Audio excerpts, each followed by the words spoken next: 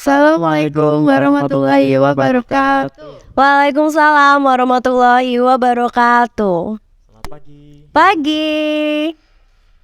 Bismillahirrahmanirrahim. Inna hamdalillah hamdan katsiran. Asyhadu an la ilaha illallah wa asyhadu anna Muhammad Rasulullah. Allahumma sholli ala sayyidina Muhammad wa ala ali sayyidina Muhammad. Nah, halo semuanya, bagaimana nih kabar puasanya? Masih pada puasa kan? Jangan bolong ya. Di sini aku Siva Naura dan partner saya Faras. akan ada podcast Ramadan 11 Sepodcast bersama Al-Azhar 15 Semarang. Materi yang disampaikan apa nih kira-kira? Apa nih, Mbak? Pastinya sih puasa, tapi apa tuh? Puasa dan produktivitas. Apa parameternya dan bagaimana cara menggapainya? Di sini kita udah kedatangan narasumber yang seru nih, Wah, pasti siapa menarik nih? juga. Ada Miss Aiden Jariati. Iya, thank you. Miss Aiden ini adalah seorang guru bahasa Inggris dan juga koordinator kemuridan SMA Islam Al-Azhar 15. Pernah mengajar di Politeknik Ilmu Pelayaran Semarang dan mengikuti organisasi koordinator penulis Master Nusa.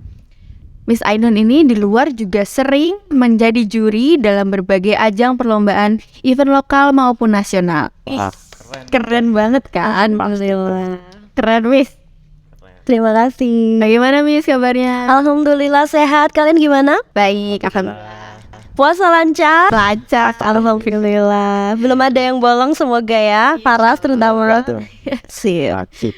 Tanpa berlama-lama, kita dengerin langsung aja nih penyampaian pengantar materinya. Silakan, Miss. Silakan, Miss. Terima kasih ya Siva dan juga Faras, juga teman-teman semua.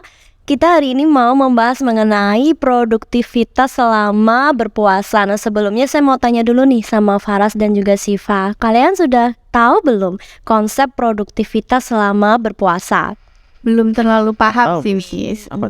Oke, jadi produktivitas selama berpuasa adalah kita harus memastikan bahwa kita sering melakukan hal-hal yang positif. Jadi kita tetap produktif, tetap melakukan sesuatu yang positif, bermanfaat bagi diri kita utamanya dan lebih bagi orang-orang di sekitar kita.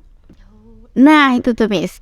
Jangan mager ya. Iya betul banget, kalau kata Siva jangan mager ya. No mager-mager, karena kita puasa berarti kita tetap harus semangat, tetap harus beribadah yang banyak, justru malah dibanyak-banyakin ibadahnya. Dan jangan sampai ketika kita puasa justru malah merasa lemes, kemudian malas ngapa-ngapain ya, seperti Nah, itu tuh biasanya kan puasa jadi aduh panas, mager gitu ya, Miss.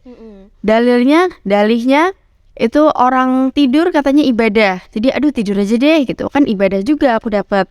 Menurut Miss Ainun nih, gimana cara numbuhin produktivitas di kita selama Ramadan? Tips and triknya mungkin boleh. Oke, saya mau menanggapi dulu yang tadi ya, masalah tidur adalah ibadah. Betul banget bahwa tidur adalah ibadah ketika kita di bulan Ramadan ya. Jadi ketika kita berpuasa, tidur aja bernilai ibadah. Sekarang konsepnya harus dipahami bahwa tidur aja ibadah, apalagi kalau kita melakukan hal-hal yang positif, pasti nilai ibadahnya jauh lebih besar daripada hanya sekedar tidur. Kenapa sampai muncul kata sabda Rasulullah menyatakan bahwa tidur adalah ibadah? Karena itu gini, kalau misalnya kita berpuasa tapi kita juga masih melakukan hal-hal maksiat yang dilarang Allah, seperti ya gampang banget misalnya gibah atau mungkin apa ya, browsing sesuatu yang kurang layak di internet. Sekarang kan banyak ya. Nah, daripada untuk melakukan hal-hal seperti itu, lebih baik tidur. Nah, tapi daripada tidur, lebih baik lagi kalau kita melakukan hal-hal yang positif. Contoh-contohnya apa tuh hal-hal positif tuh? Ngaji, Tambah sholatnya sunnahnya. tambah sholat sunnahnya. Insya Allah semoga selalu semakin semangat ya ibadahnya ditambah. Untuk tips dan trik supaya kita tetap produktif di bulan Ramadan, mungkin bisa dimulai dari ketika pagi. Ketika kita mau mulai hari, berarti kan kita sahur dulu ya. Sahur nggak tadi? Tahu. Alhamdulillah, jangan sampai skip sahur. Nah, itu salah satu kunci kenapa gimana supaya kita bisa produktif. Kunci utamanya juga dari energi dulu. Jadi jangan sampai kita skip sahur. Tidur lebih awal, bangun lebih awal, sahur, makan makanan yang bergizi. supaya kita punya energi yang cukup untuk hari itu. Kemudian usahakan ketika waktu sahur itu kita juga melakukan ibadah apa?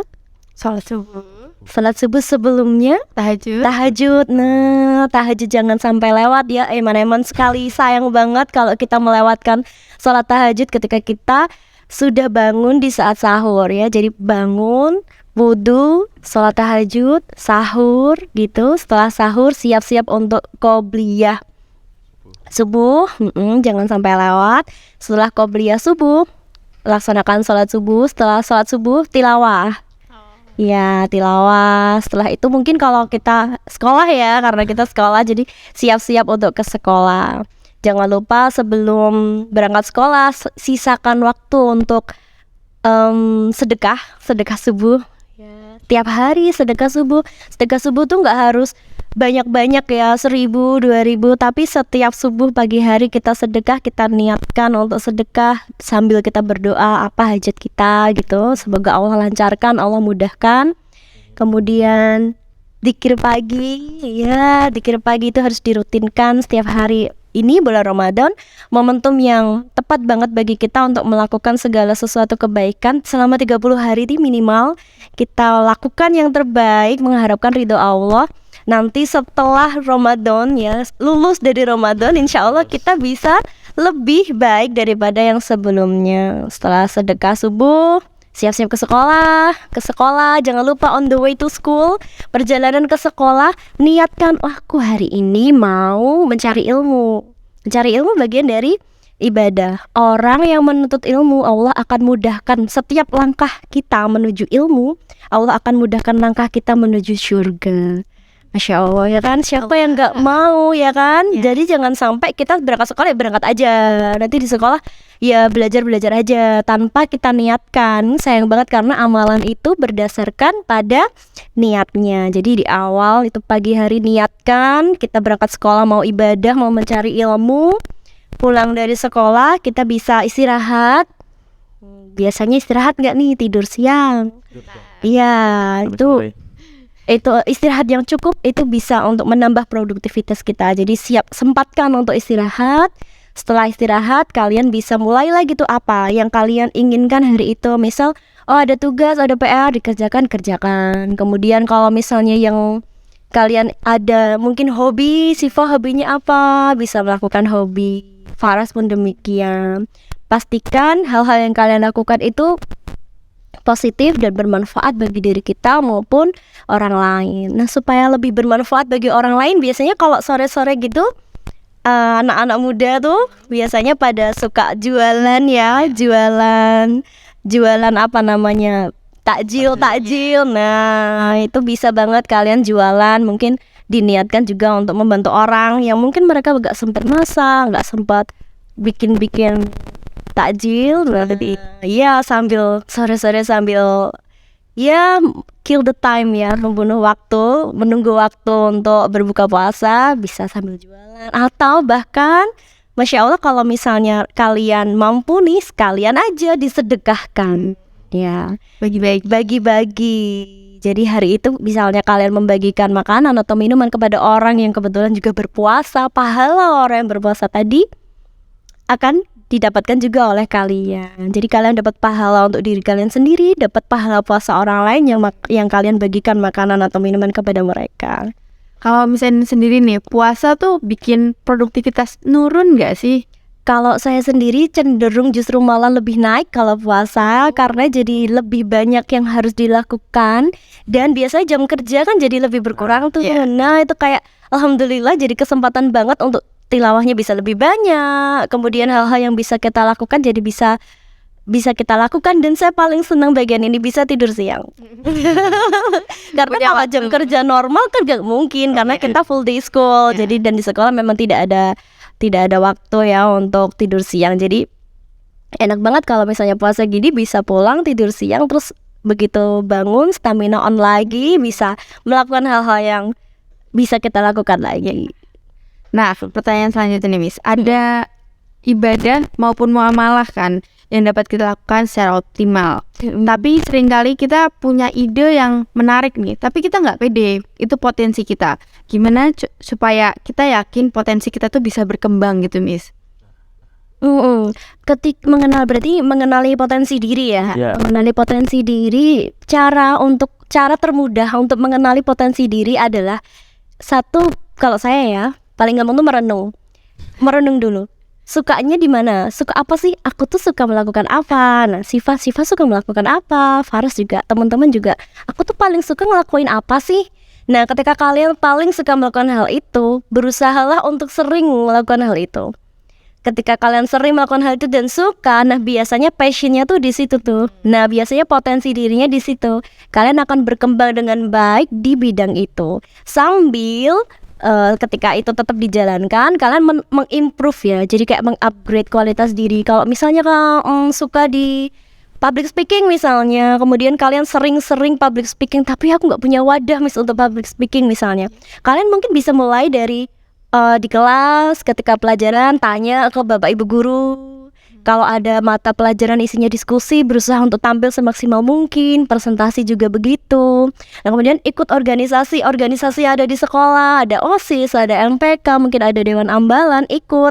Di situ kalian sering-sering mengasah kemampuan public speaking kalian. Ini contoh ya. Jadi, atau mungkin yang lain, misal Farah suka olahraga misal. Nah, itu bisa dilakukan sambil sering melakukannya. Kalian juga menambah kualitas diri. Jadi dengan menambah ilmu-ilmu tentang itu, yang suka public speaking, yang semakin banyak mempelajari public speaking. Mungkin cuma public speaking aku udah bisa, berarti aku mau nambah, aku pengen bisa public speaking 5 bahasa misalnya, jadi belajar bahasanya.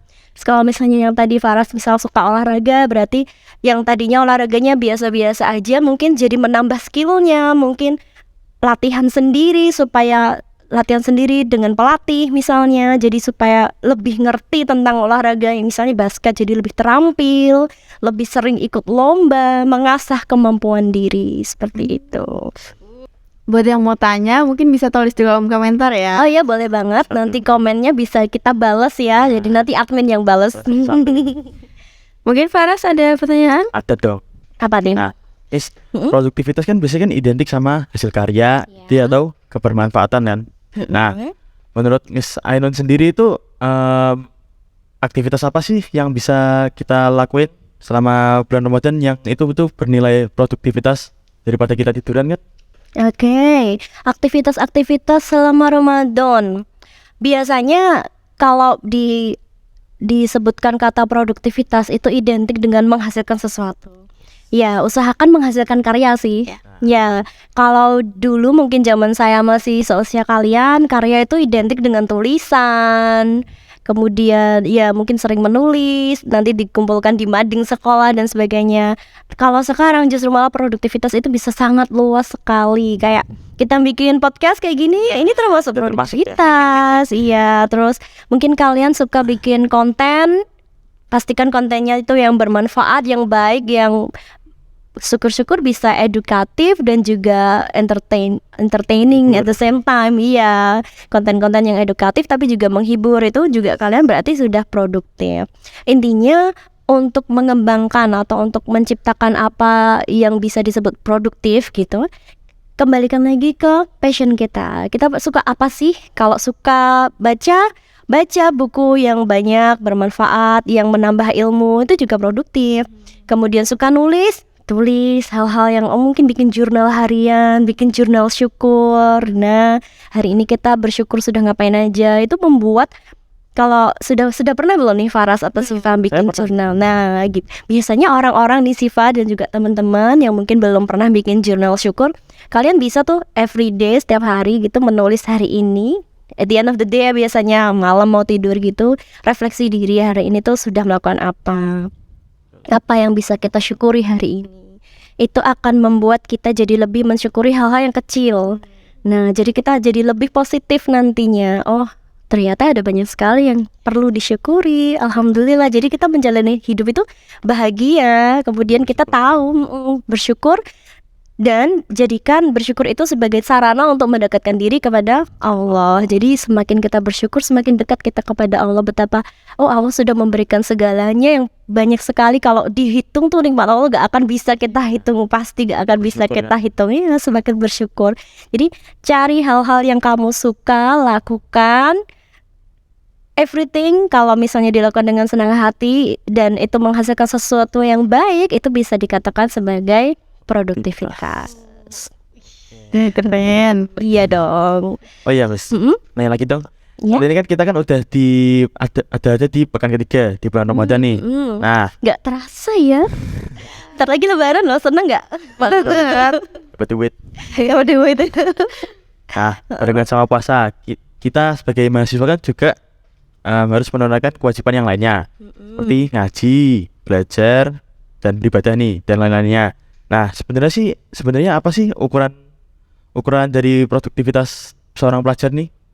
Ukuran dari produktivitas seorang pelajar ya. Kita bicara tentang pelajar berarti tugas utama mereka belajar. Berarti produktivitas minimal, kriteria minimal produktivitas seorang pelajar adalah ketika dia bisa tetap melaksanakan tugas utamanya, yaitu belajar.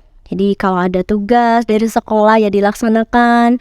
Kalau di SMA Islam Al-Azhar 15 selain tugas yang bersifat selain tugas yang bersifat isinya pelajaran, kita juga ada tugas tahfidz, ya kan? Ada tugas-tugas yang lain. Nah, itu bisa dilaksanakan sebaik mungkin, minimal tuntutan yang ada di sekolah. Jadi kayak pelajaran, kemudian tahfidz dan lain-lain, pembiasaan baik seperti duha dan lain-lain, itu minimal kita laksanakan semua. Nah, syukur-syukur bisa ditambah dengan hal-hal lain yang tadi mengupgrade kemampuan diri, ya kan, mengembangkan diri yang tadi sesuai minat anak-anak masing-masing. Oke. Nah, itu tuh materi kita hari ini. Kita udah di penghujung acara nih. Nah, Miss mungkin mau memberi kesimpulan dari tadi kita udah ngobrol panjang lebar produktif gitu. Oke, kalau bicara tentang produktif, intinya adalah kita harus memastikan bahwa apa yang kita lakukan hari ini itu sudah menghasilkan sesuatu yang bernilai positif, minimal bagi diri kita sendiri dan lebih-lebih bisa untuk bermanfaat bagi orang lain di sekitar kita dan juga orang-orang yang kita sayangi. Jadi jangan mager, apalagi puasa gini ya, no mager-mager club ya, jangan males-malesan. Upayakan segala sesuatu yang kita lakukan itu bernilai ibadah gitu. Jadi semoga kita semua diberikan kemudahan, bisa tetap produktif di bulan puasa ini. Dan setelah lulus dari bulan Ramadan ini, kita juga bisa lebih produktif lagi sampai ketemu Ramadan tahun depan. Amin ya. Aku mau kasih sedikit kesimpulan juga sih. Iya. Ya, puasa itu bukan berarti buat malas-malasan doang. Justru tadi dibilang puasa itu harus ningkatin produktifnya. Nah, jangan tidur terus ya. Puasa kok tidur. Betul. Oke, terima kasih banyak Miss Ainun. Terima kasih ya Miss. Sama-sama Siva dan juga Faras.